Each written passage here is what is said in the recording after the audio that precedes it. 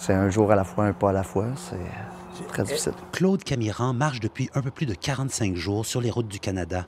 Atteint d'une forme sévère d'épilepsie depuis 2022, il a quitté Montréal pour parcourir 14 000 km et sensibiliser la population à la maladie neurologique.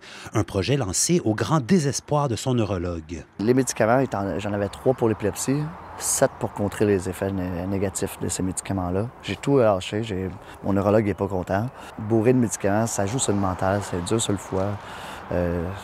Tu viens en dépression. Puis je me suis dit, regarde, j'ai dit, moi, si je suis pas moi, je meurs petit peu par petit peu à rester à la maison, à rien faire. Tu perds ta santé, tu perds ta forme physique. Avec en poche une médication maintenant allégée, Claude a donc pris la route pour vivre, nous dit-il, et pour sensibiliser les gens à sa maladie, un pas à la fois. Mais l'épilepsie l'accompagne sur les routes et c'est ici que le rôle de Timber prend toute son importance, puisque le fidèle compagnon est capable de ressentir l'arrivée prochaine d'une crise chez son maître. Il est ici, j'ai Timber qui s'occupe de... C'est sa job, c'est de me soutenir, de m'avertir. Il m'a déjà averti 3 fois. J'ai eu 3 grosses crises depuis que je suis parti en 45 jours. Peu importe où il s'arrête, Claude ne laisse personne indifférent. Oh, thank you. Oh, that's wonderful. Wow. That's the first one.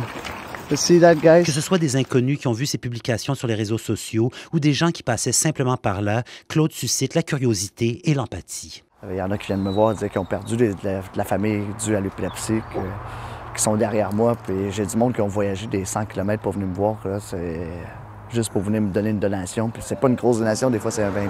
C'est grâce, entre autres, au soutien de l'Alliance canadienne de l'épilepsie que Claude Camiran a réussi à financer son voyage et c'est avec leur aide qu'il recueille des fonds pour la recherche sur la maladie chronique.